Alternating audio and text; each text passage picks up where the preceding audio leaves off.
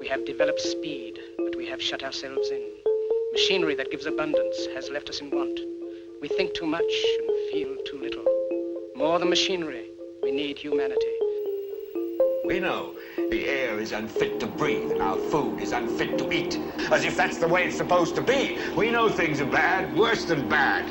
They're crazy. Silence! The great and powerful Oz knows why you have come.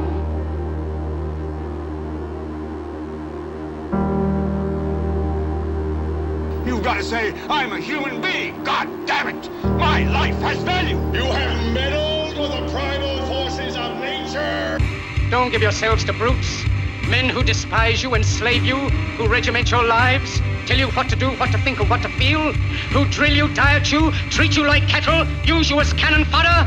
Don't give yourselves to these unnatural men with machine minds and machine hearts.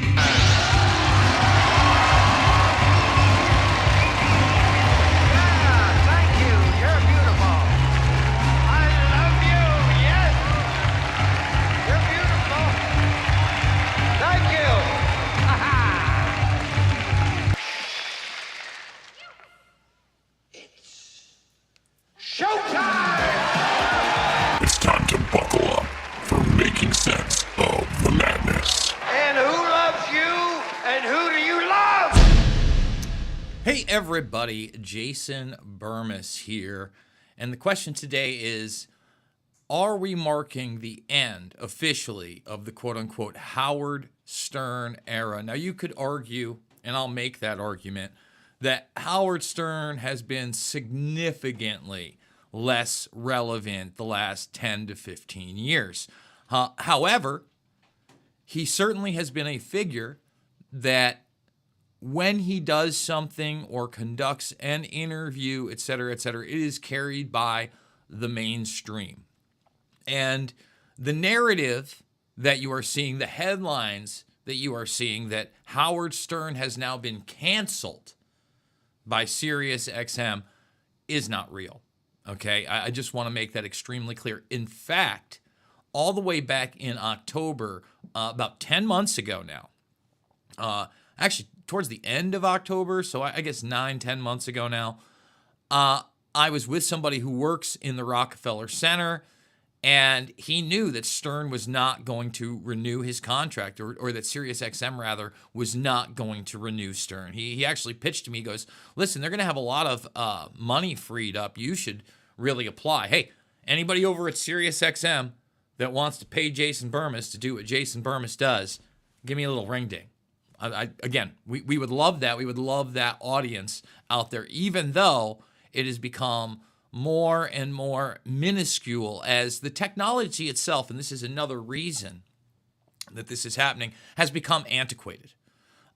In many ways, Howard Stern is almost a victim of his own success, in the sense that he's the one that modernized what I would call podcasting, even though he was a radio guy. And what do I mean by that? Howard Stern not only was the first person to make the show visual, starting with the E! Show and then the bigger studios, and once he did move over to Sirius, before it was SiriusXM, and on that, he had his own on-demand network, okay? So now it was becoming video, long form, and especially when he first moved to Sirius, and there were no longer the FCC restrictions, it's modern podcasting, period. When he's sitting down with somebody like Jesse Ventura without a commercial break for like an hour and 40 minutes, I think, before they even, and by the way, that's another reason that SiriusXM lost out. We'll get into all that as well. He modernized those things. So look, I'm being very real. Howard Stern, although politically, obviously we don't align, he broke my heart in the 9/11 era. And there are certain things you just kind of accept, okay?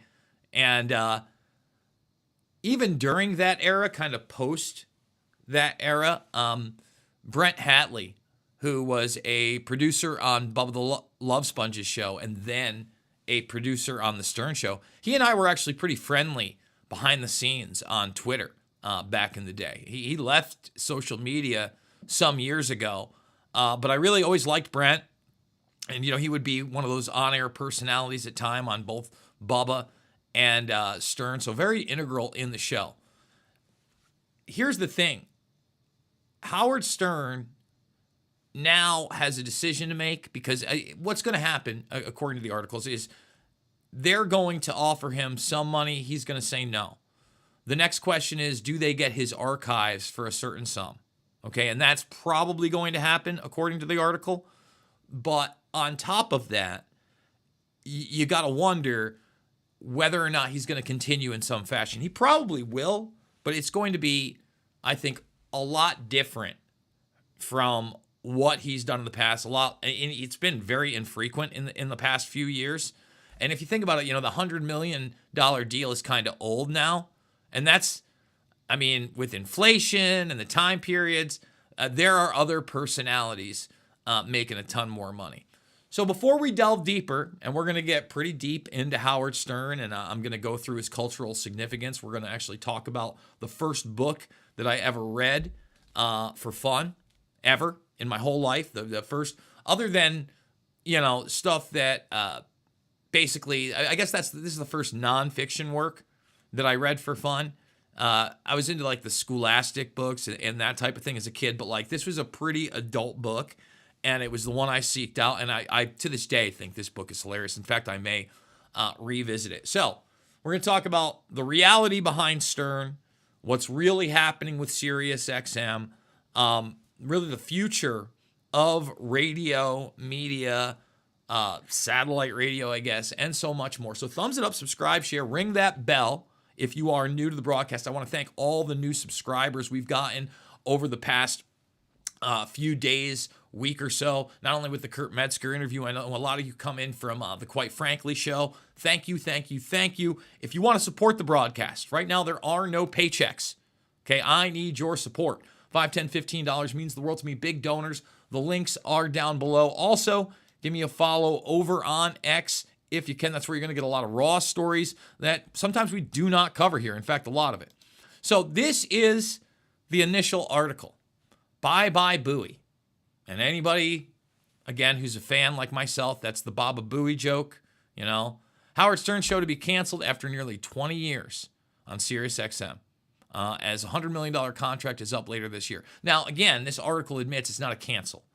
The insiders are saying that. And look, they're talking about Stern's politics, and that hasn't helped him, all right? He used to be somebody that, legitimately took on the FCC. Legitimately took on the power structure politically in New York when, he had that faux run for governor campaign. All right? And the thing is that time has caught up to Howard Stern and Sirius XM. For instance, if you come over here to their website, it's all audio. All these shows, they don't, they have a little channel where they put up clips, but there's no way to subscribe to the video. That's number one. Number two, all the other stuff, for the most part, is mostly free. And you pay for a service that has commercials. Really, the only difference between regular radio and Sirius XM is that they have these commercials that are outside of every area, which is nice. They have stand-up comedy, and they have no restrictions on language. That's pretty much the internet now. It's pretty much YouTube or Spotify or anything else that's free, right? Because all of it has commercials. And all these people, the question is, will Sirius XM go away altogether? Before everybody had like a smart car, like everything was a screen and all the apps and stuff, Sirius XM made sense for a lot of people because it came in the car. They gave you the free subscription. But again, another thing, Sirius XM, remember they started commercial free, everything one price. And that's after they consolidated because Sirius took over XM. And then they had tiers and they had commercials. Like you had a Stern tier. Stern, in large part, probably still is a massive part of SiriusXM. So it's going to be interesting to see if they survive. Now, I want to talk just quickly about the cultural significance of Stern and how he's very good at branding himself. Now, first of all, we talked about the book, which became a movie, which is a great movie. But, even Jason Bermas today, like before you get into any of the book, says also by the author, Penis, Overcoming Homosexuality, Dark Room Photography, My Life with Fabio, and Winston Churchill, The Teenage Years. You can see the smirk on my face. I am a big child. And that actually, to me, is still extremely funny today. In fact, the book is funny. And that, the heart of it, other than Stern being really a great interviewer and having big guests on, what did he play into? Well, he played into sexuality, for instance, and especially young men and taboo subjects. That was extreme. He played into celebrity culture, right? Constantly, and got a lot of those celebrities to get in there. He got into politics. He made fun of the media. Again, over the years, consistently was one of the most funny and I think intelligent people in media. All right? It's only when he started to get soft politically and almost turn around and turn into what he hated most. He used to make fun of Don Imus, who did the same thing, right? Don Imus, I was just reading this.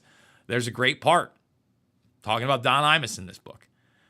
And to kind of exacerbate the point of the two things that he played up on, one of my best memories of being with my grandfather in my life is while I was in my early 20s, it's tail end of his life. My grandmother had already died. Now, loved my grandfather. Did a lot of great things for me. Looked up to him as a great male figure, big family. Love the guy. Also remember him as my first real big memory is that he took us to The Muppets Take Manhattan, the first movie I remember seeing in the theater as a little guy. But tail end of his life, this is before Stern is actually on SiriusXM. And even when he wasn't on SiriusXM, he had gotten the power because he was syndicated so far that he would extend some of these interviews past regular commercial break times, like the hard breaks, which most people have. And really, that's something that's just everywhere today with every persona out there, right? And he had James Brown on. And James Brown sitting there, and he'd given a great interview.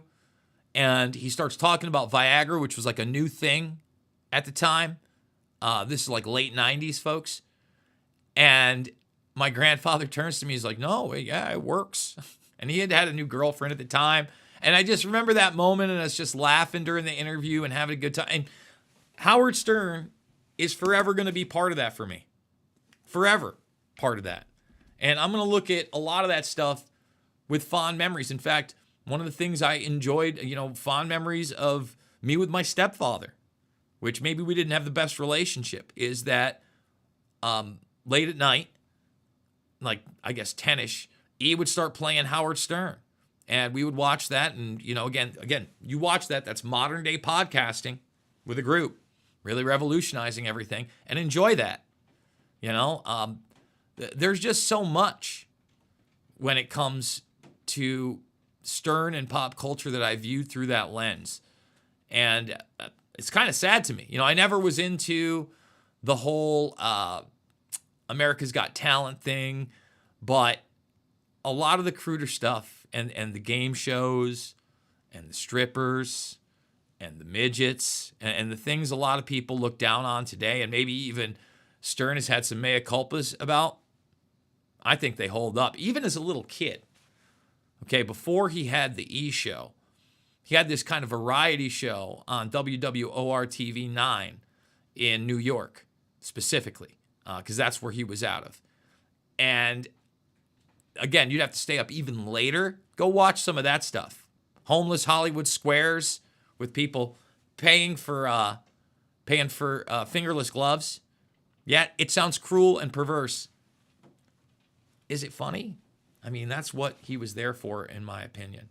I want to know what you think, guys. You let me know what you think about Stern. Is this the end? It's probably the end for him and Sirius. Is it the end for Sirius altogether as an antiquated technology? Do they go some other route where they lean into video and more of the app culture? Because they've already leaned into the podcast culture, but it hasn't really worked out for them. I don't know, but they can't afford Stern anymore, in my opinion. Thumbs it up, subscribe, share, let everybody know about the broadcast. Check out all the documentary films. This was a light one. We're going to be doing another broadcast later on about the upcoming Artemis missions and this talk of now colonizing the moon and putting nuclear bases on the moon. Can't make that up. Totally, different from what we just discussed. The docs are down below.